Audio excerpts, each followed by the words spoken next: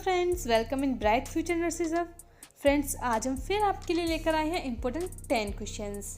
ये क्वेश्चंस आपके upcoming exam के लिए काफ़ी हेल्पफुल रहने वाले हैं। आप इन क्वेश्चंस को एज अ सेल्फ एनालिसिस भी सॉल्व कर सकते हैं। Now let's see about questions.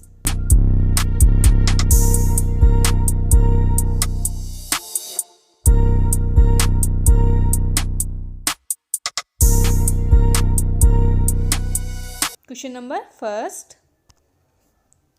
Which of the following assessment finding is within normal expectation for post-operative craniotomy client? इनमें से ऐसी कौन सी नॉर्मल फाइंडिंग होगी पोस्ट ऑपरेटिव क्रेनियोटमी क्लाइंट के लिए? ऑप्शन है हमारे पास। Option A, decrease in responsiveness the third post of day. Option B, sluggish pupil reaction the first 24 to 48 hours। Option C, dressing change 3 to 4 times a day for first 3 days। या फिर option D, temperature range of 98.8 degree Fahrenheit to 99.6 degree Fahrenheit first 2 to 3 days। तो इसका right answer क्या होगा friends? अगर कोई भी post operative craniotomy client है तो उसके लिए जो नॉर्मल एक्सपेक्टेशन है वो होगी टेम्परेचर रेंज। उसका स्लाइटली टेम्परेचर क्या मिलेगा? एलिवेटेड मिलेगा, और ये क्या है? एक नॉर्मल फाइंडिंग होगी। सो option number D is right answer. बाकी जो अदर 3 ऑप्शंस हैं ये क्या हैं? ये इंडिकेट करते हैं कि कोई भी प्रोग्रेसिव कॉम्प्लिकेशन इसमें आ सकता है। क्या आ सकता है? कोई भी कॉम्प्लिकेशन आ सकता है। बट जो ऑप्शन नंबर डी है वो इंडिकेट करता है एक normal finding. So option number D is right answer. Next question number 2. The nurse has inserted an NG tube for internal feeding. Which assessment result is the best indication that the NG tube is properly placed in the stomach? एक nurse है जो कि किसी client के अंदर NG insert कर रही है। तो इनमें से ऐसा कौन सा बेस्ट इंडिकेशन है जो ये इंडिकेट करेगा कि जो NG ट्यूब है वो स्टमक में प्रॉपरली प्लेस्ड हो चुकी है? ऑप्शन है हमारे पास। Option A, aspiration of 10 colored mucus। option B, green aspiration with pH of 3। option C, a Swiss auscultate with the injection of air। या option D, bubbling in a cup of NS when the end of the tube placed in the cup। तो इसका right answer क्या होगा friends?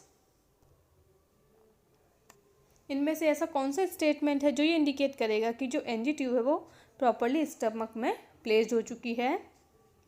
अगर जो gastric content है वो green colour या फिर ब्राउन या क्लियर कलर का है तो ये इंडिकेट करता है कि वो एक गैस्ट्रिक कंटेंट है। जो गैस्ट्रिक कंटेंट का कलर हो सकता है वो ब्राउन कलर भी हो सकता है, क्लियर भी हो सकता है और ग्रीन भी हो सकता है, जिसका pH 1 to 5 की रेंज में रहेगा। तो इसका राइट आंसर क्या होगा friends?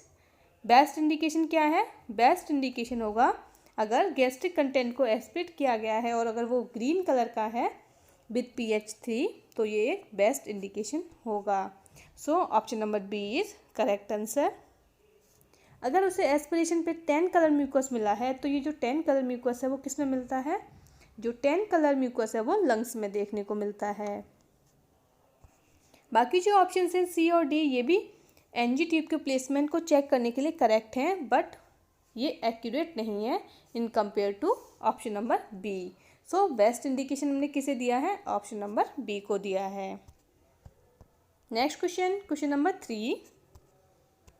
The nurse is caring for a client with basilar skull fracture.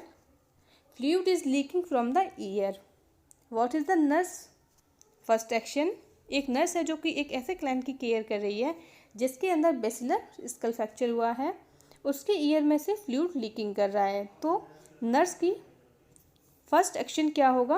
Option है हमारे पास। Option A, irrigate the ear canal gently. Option B, notify the physician. Option C, test the drainage of glucose. And option D, apply the occlusive dressing. तो इसका right answer क्या होगा friends? अगर कोई भी क्लाइंट बेसिलर स्कल फ्रैक्चर का है तो उसके अंदर चांस रहता है कि उसके ईयर से CSF लीक होकर आ रहा होगा। तो नर्स को सबसे पहले जो ड्रेनेज आ रहा है उसको टेस्ट करना है ग्लूकोज के लिए। अगर उसके अंदर ग्लूकोज प्रेजेंट हुआ तो इट मीन वो क्या है, वो CSF है।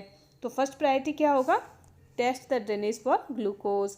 उसके बाद उसे सेकंड प्रायोरिटी पे नोटिफाई द फिजिशियन करना है, उसके बाद उसे फिजिशियन को नोटिफिकेशन देना है। बाकी जो ऑप्शन नंबर ए है और डी है ये क्या रहता है, ये ऐसे क्लाइंट में क्या रहते हैं, कॉन्ट्राइंडिकेटेड रहते हैं। तो इसका करेक्ट आंसर क्या हुआ फ्रेंड्स, इसका करेक्ट आंसर हुआ option number c, test the drainage for glucose. So option number c is right answer. Next question, question number 4, A client with AIDS is admitted to the unit. A family member asked the nurse, how much longer will it be? Which response by the nurse is most appropriate? एक ads का client है जो कि unit में admit है और उसका family member पूछते हैं नर्स से how much longer will it be. तो इनमें से ऐसा कौन सा एप्रोप्रिएट रिस्पॉन्स होगा नर्स का। ऑप्शन है हमारे पास, option A, this must be terrible situation for you. Option B, I don't know, I will call your doctor. Option C, I can't say exactly, what are your concern at this time. Option D, don't worry it will be soon, very सून।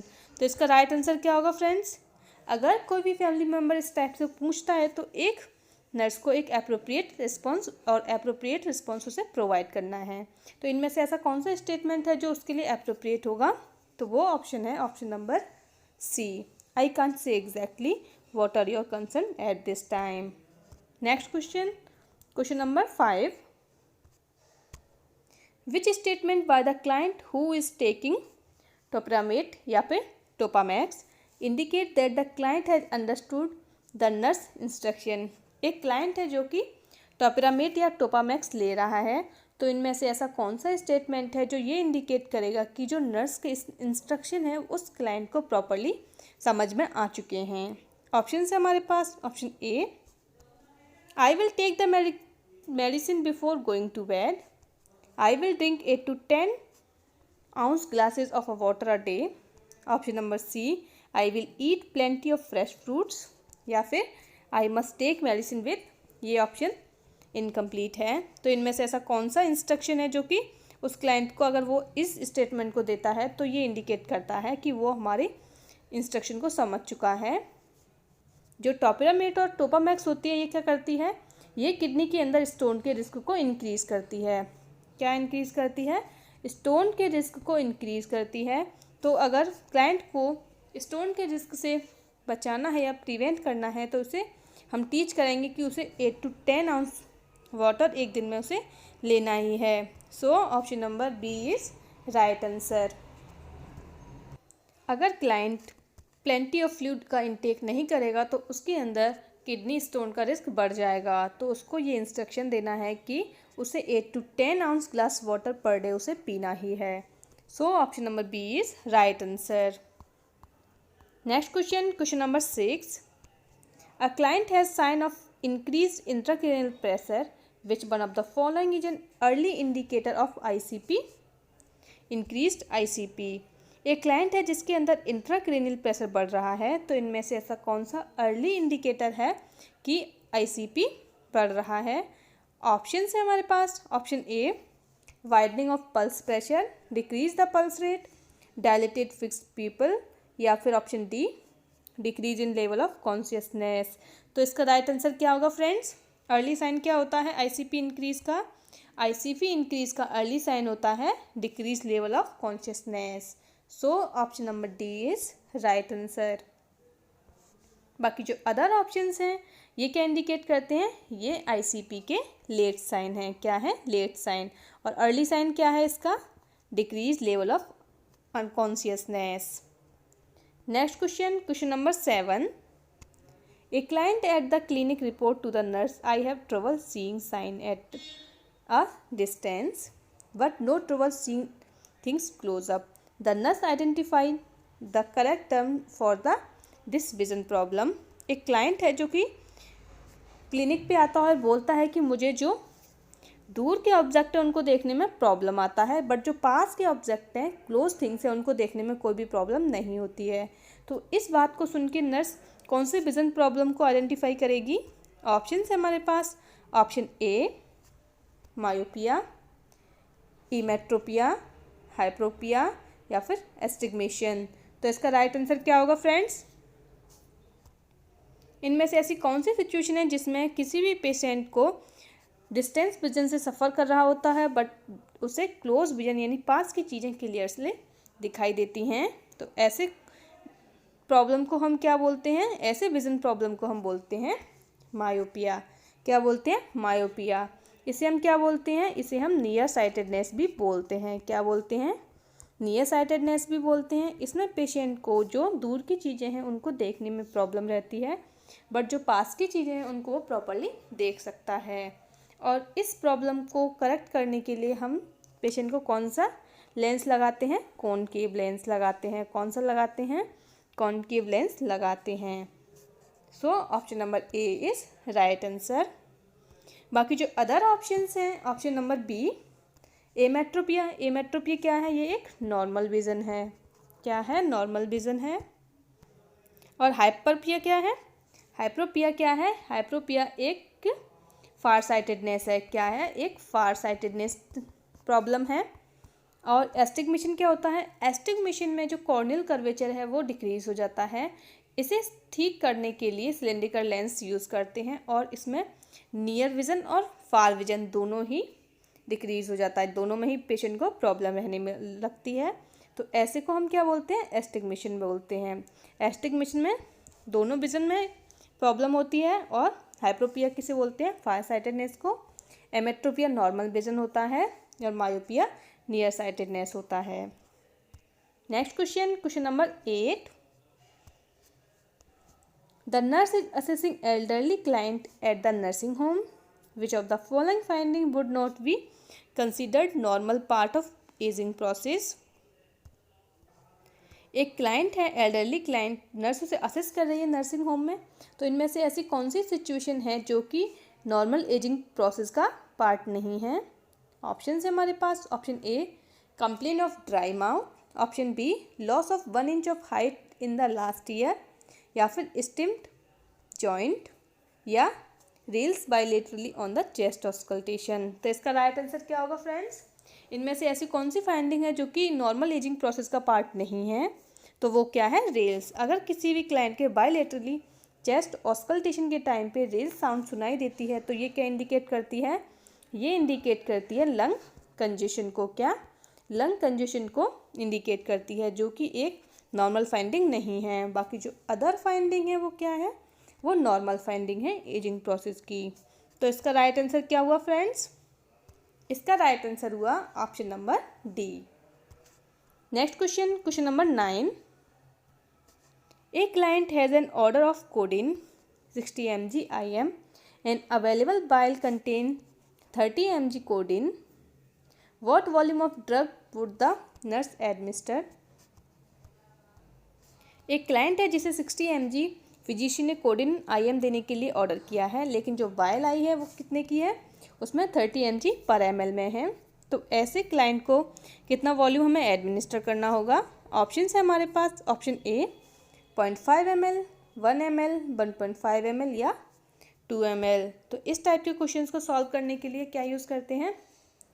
सबसे पहले use करते हैं prescription dose, then available dose multiply by volume. कितना volume है? तो इस question में doctor ने कितना प्रिस्क्राइब किया है? 60 mg प्रिस्क्राइब किया है। और वायल में कितना है? 30 mg। कितने ml की वायल है? पर ml, यानी कि 1 ml की वायल है तो कितना देना पड़ेगा? 2 ml, यानी कि उस पेशेंट को 2 वायल देनी पड़ेगी या फिर 2 ml देना पड़ेगा। So option number D is right answer. Next question, question number 10। The nurse is assessing a client with gastroenteritis for hypovolemia. एक नर्स है जो कि गैस्ट्रोएंटेराइटिस वाले क्लाइंट को हाइपोवॉलीमिया के लिए असेस कर रही है। तो इनमें से ऐसी कौन सी लेबोरेटरी रिजल्ट है जो कि हेल्प करेगी कंफर्म वॉल्यूम डेफिसिट को? ऑप्शन है हमारे पास। Option A hematocrit 55%, potassium 5 milli equivalent per litre, urine specific gravity 1.016, या फिर ब्लड यूरिया नाइट्रोजन 18 mg पर DL। तो इसका राइट आंसर क्या होगा फ्रेंड्स? अगर किसी भी क्लाइंट को हाइपोवॉल्यूमिया है या फिर उसके अंदर फ्लूइड डेफिसिट है तो उसका जो हेमाटोक्रिट काउंट होता है वो क्या हो जाता है, एलिवेट हो जाता है। क्या होता है, एलिवेट होता है। और नॉर्मल काउंट कितना होता है, हेमाटोक्रिट का नॉर्मल काउंट होता है 35 to 45%। और क्वेश्चन में कितना दे रखा है, 55%, जो कि हाइपोवॉल्यूमिया वाले क्लाइंट में एलिवेट होता है। So option number A is right answer. अगर उस क्लाइंट का हेमाटोक्रिट वैल्यू 55% है तो ये इंडिकेट करेगी कि वो पेशेंट वॉल्यूम डेफिसिट है या फिर उसके अंदर हाइपोवॉल्यूमिया प्रेजेंट है। बाकी अगर अदर वैल्यू की बात किया जाए, वो सारी ये वैल्यू हैं पोटेशियम यूरिन स्पेसिफिक ग्रेविटी और VUN नॉर्मल लिमिट में है। अगर हाइपोवॉल्यूमिया होता है तो जो पोटेशियम है वो क्या होता है, हाइपोवॉल्यूमिया में डिक्रीज होता है, लेकिन यहाँ पे नॉर्मल लिमिट में है। और यूरिन स्पेसिफिक ग्रेविटी क्या होती है, ये भी एलिवेट होती है। लेकिन यहाँ पे जो यूरिन स्पेसिफिक ग्रेविटी है वो भी क्या है, नॉर्मल है, लेकिन हाइपोवॉल्यूमिया में एलिवेट होती है। तो ये दोनों नॉर्मल लिमिट में है। और ब्लड यूरिया नाइट्रोजन जो है वो क्या होता है, वो भी एलिवेट होता है हाइपोवॉल्यूमिया में, लेकिन यहाँ पे ये भी नॉर्मल लिमिट में है। जो नॉर्मल कितना होता है, 5 to 20 होता है। तो ये तीनों वैल्यू हैं वो क्या है, नॉर्मल लिमिट में है। तो ये तीनों ऑप्शन रॉन्ग हैं। Only option number A is right answer. तो फ्रेंड्स, ये थे हमारे आज के 10 क्वेश्चंस। आई होप ये क्वेश्चंस आपके अपकमिंग एग्जाम के लिए काफ़ी हेल्पफुल रहने वाले हैं। फ्रेंड्स, अगर आपने अभी तक हमारे चैनल को सब्सक्राइब नहीं किया है तो सब्सक्राइब करें और बेल आइकन बटन दबाना बिल्कुल ना भूलें, जिससे आपको हमारी डेली आने वाली वीडियोस को नोटिफिकेशन मिलते रहेंगे।